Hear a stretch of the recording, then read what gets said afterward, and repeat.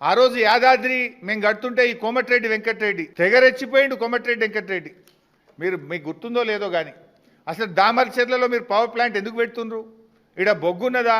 అసలు ఈ దేశవ్యాప్తంగా థర్మల్ పవర్ ప్లాంట్లన్నీ కూడా పెడతలేరు, రద్దు చేస్తున్నారు.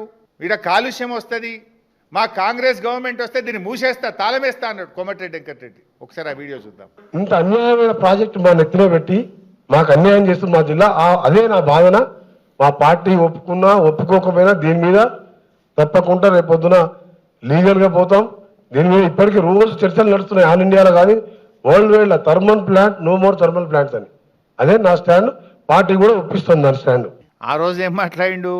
No more thermal power plants, world wide thermal power ప్లాంట్లే వద్దంటున్నారు.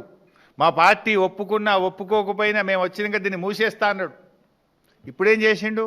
అధికారంలో రాగానే 7th డిసెంబర్ నాడు రేవంత్ రెడ్డి ఎంబడబోయిండు.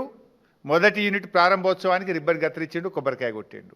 1 ఆగస్టు 2025 నాడు 2వ యూనిట్కు పోయిండు, రిబ్బన్లు కత్తిరించిండు. ఇప్పుడు నిన్న క్యాబినెట్లో కూర్చున్నాడు. మరి no more thermal power plants, అసలు దీనివల్ల కాలుష్యం వస్తుంది, కట్టనే కట్టొద్దని ఆనాడు మాట్లాడిన కోమటిరెడ్డి వెంకటరెడ్డి గారు మరి నిన్న క్యాబినెట్లో 3 థర్మల్ పవర్ ప్లాంట్లు పెట్టాలని నిర్ణయం తీసుకుంటే ఎందుకు పెదవులు మూసుకున్నావు మిస్టర్ వెంకటరెడ్డి? కమిషన్ల కోసమా, వాటాల కోసమా? ఎందుకు పెదవులు మూసుకున్నావు? సమాధానం చెప్పు. థర్మల్ పవర్ ప్లాంట్ కట్టనే కట్టొద్దన్నావు కదా, మేము రాగానే దాన్ని మూసేస్తా అన్నావు, మూయలేదు, సిగ్గు లేకుండా పోయినావు, వాటిని ఇనాగ్రేషన్లు చేసినావు, 2 ఇనాగ్రేషన్లు చేసినావు. మరి ఇప్పుడు మళ్ళీ నిన్న కొత్తగా 3 కడతామంటే నువ్వు దాన్ని ఆపాల్సిన బాధ్యత నీకు లేదా? అంటే ప్రతిపక్షంలో ఒక మాట, అధికారంలోకి రాగానే అన్ని మారిపోతాయా? ఎందుకు ఈ మౌనం? ఎందుకు ఈ మార్పు? వాటాల కోసమా, కమిషన్ల కోసమా? ప్రజలకు సమాధానం చెప్పు.